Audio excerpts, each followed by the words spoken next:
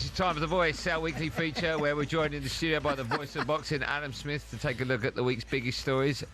Adam, yes. Go on, give us Adam, are you good? I'm good. No. Are you good? I'm really good. No.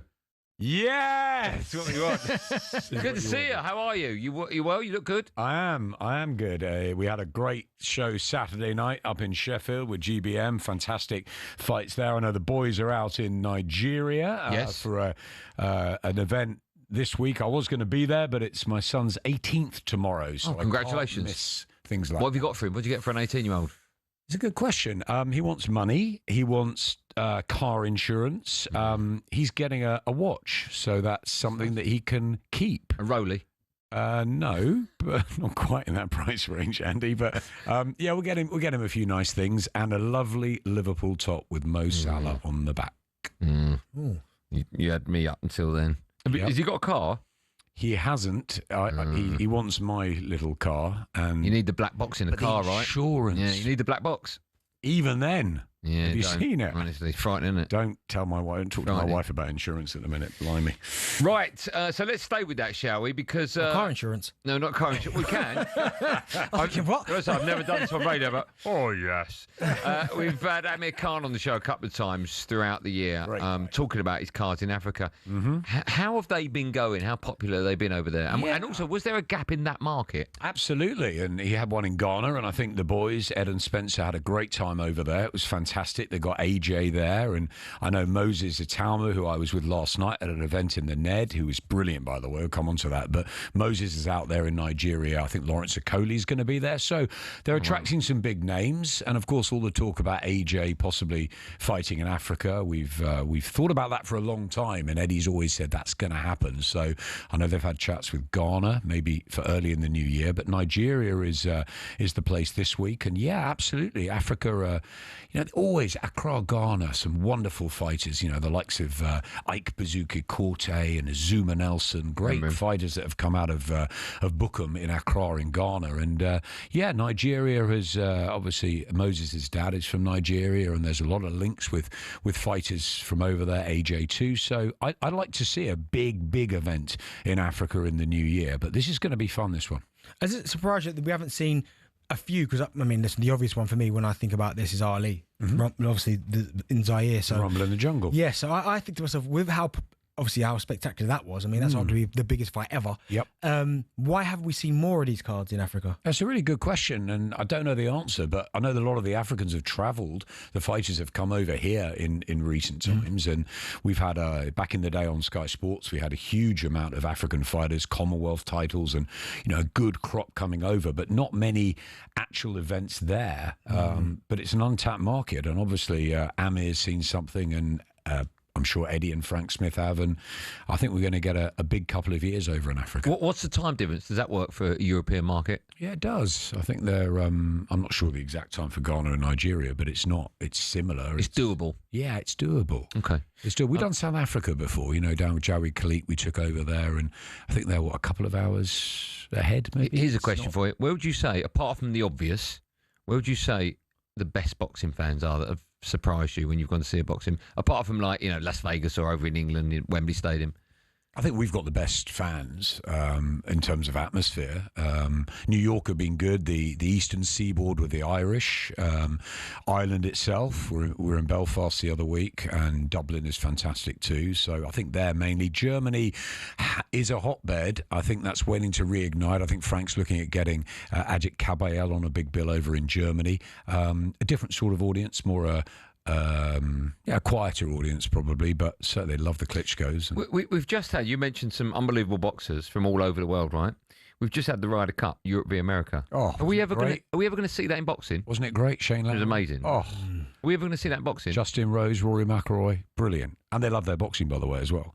Are we going to see that in boxing? Look, we've had 5v5. Yeah. We never thought we'd see Eddie and Frank working together. I came out of hospital. I thought I was still in a coma when I saw it. But they did that. They did 5v5. Eddie got absolutely spanked by Frank Warren. So let's keep reminding him of that, and maybe we'll get some more. He's got some big news, apparently, coming out of Saudi Arabia, Eddie. He said that... Yeah, I saw the post. Yeah, the three sports, obviously, maybe snooker, darts and boxing. There's some big stuff to come from Turkey Al Sheikh, so that's interesting. We've had Dana White's big announcement this week. So yeah, lots happening in the boxing world, and I don't see why we can't get some sort of Ryder Cup, Europe, America. Be great. Yeah, it would be, wouldn't it? Oh, I'd be all over that.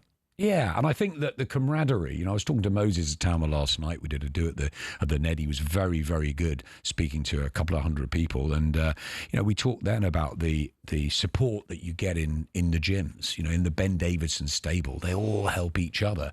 The little fighters, the big fighters, the ones that are more experienced, the ones that are starting out. And could you imagine if you had a Ryder Cup for boxing and the camaraderie that you get with the likes of Justin and Rory and all that, and the Americans and the audience? It's just a different vibe, isn't it? Who do you think would win? If we had Europe against America now, that's a really good question. You've got to back our boys, but I don't know. There's a lot of talent in the States that's coming through, and I think it's been left behind a lot, America, and that's why I think that Dana and Turkey are trying to reignite stuff over in the States. I think it's the right thing to do, but I think there's a lot of talent here, right here in Britain, and I'd back our boys. Smudge, we'll come back to boxing as we know it in a moment. I want to get your view on bare knuckle boxing. James DeGale won on his debut over the weekend. I watched it. I was quite uncomfortable watching it. It looked absolutely horrific, gruesome. Darren and I think alike on a lot of things, and there was a big sort of flinch there I saw. Look, I work for DAZN with a home of combat sports, and there's something for everyone with the bare knuckle, the misfits, and the regular quality fight nights that we're putting on in boxing.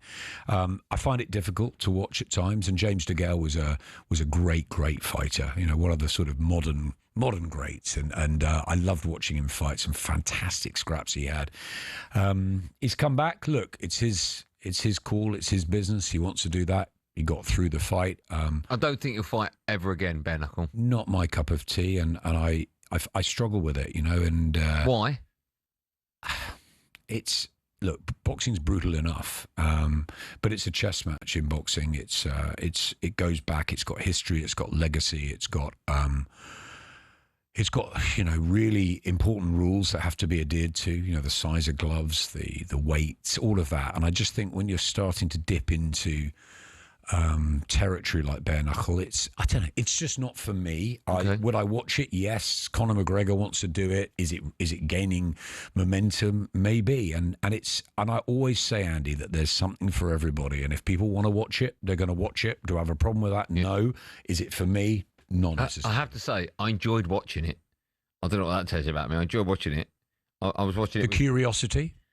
I mean, it's just brutal. No, I can watch. It was just two men going at it. It's not for me. I'm uncomfortable. I'm more uncomfortable with the James DeGale element because of what you said there so much. How good he was, world champion. Yeah, I wasn't comfortable. I mean, it was a tough fight. Do you like Mayweather's doing the exhibitions now? No, not really. Yeah, you see, this is it. That you sort of want them to finish and wrap them up. And Floyd Mayweather, 50-0, the greatest fighter I've ever seen. 49. And commentated. You can't count that last Yeah, one. McGregor counts 50. Yeah. You can't count that one. That's McGregor counts 50-0, right? No, 50-0, whatever, undefeated. Yeah, I thought he lost to Castillo. I thought Joe Calzaghe lost to Robin Reed, but they both remained undefeated. Calzaghe, in my opinion, the best from over here, and Floyd the best universally. But now they go on exhibitions. I like what Joe's done. He's just stayed retired, and it's lovely to see him to talk about the past and reflect and remember. But life goes on, right? And I don't know.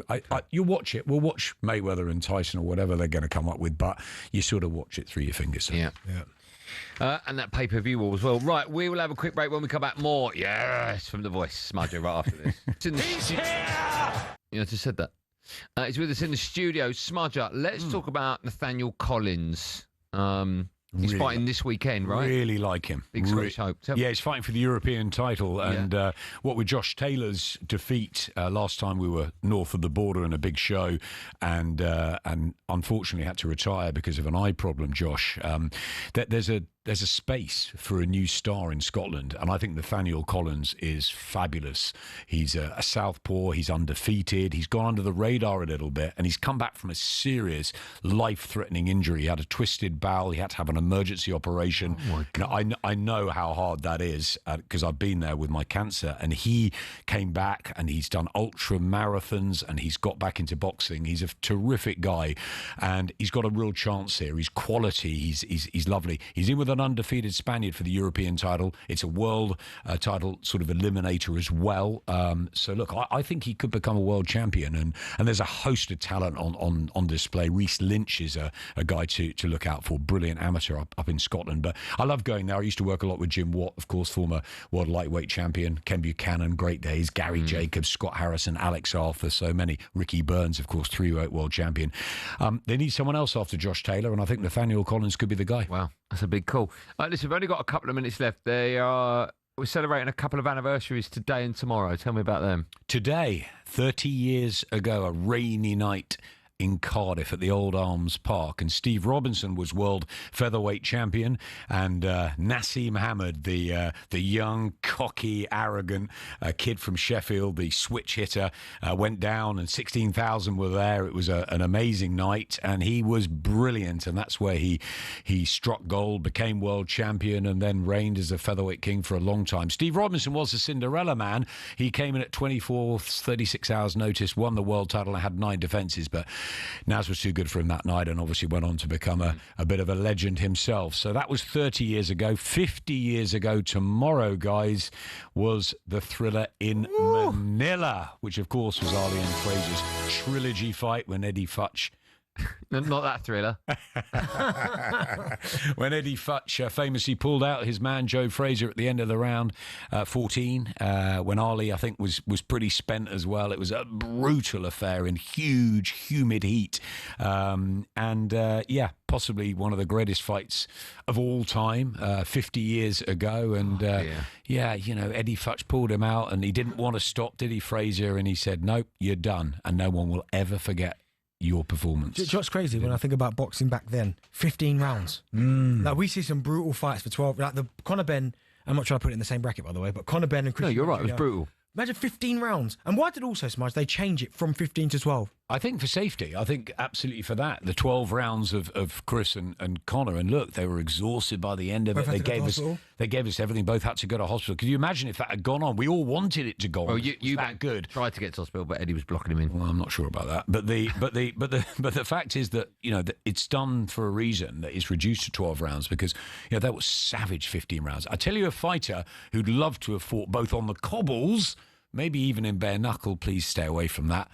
But 15-round fights is Carl Froch, because he never sort of got warmed up. I remember sort of thinking George Groves knocked him down that first round when he fought Glenn Johnson, 2 or 3 rounds. I was thinking, what are you doing, Carl?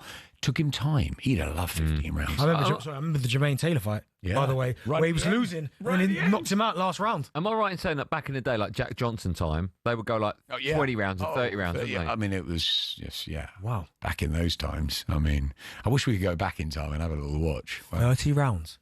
Yeah, I think I don't know what the record. Yeah, some more like 50, right? Some more. Some would take months. We'll have to look. We'll look it up for next week. We'll have the answer when we come back, right? Longest ever heavyweight bout. How many rounds it went? Smudge, always a pleasure and an honour having you in the studio. Good to see you. Thank you so much. Good luck with the birthday. Thank you. Just get him a Lamborghini. He'll get a steak, a nice steak dinner. Oh, that'd be nice. Yeah. Beautiful. If he wants to cook it, he's going to do it himself, right? More from me and Benny right after this live on talkSPORT. On AM, on DAB, via the talkSPORT app and on your smart speaker. talkSPORT.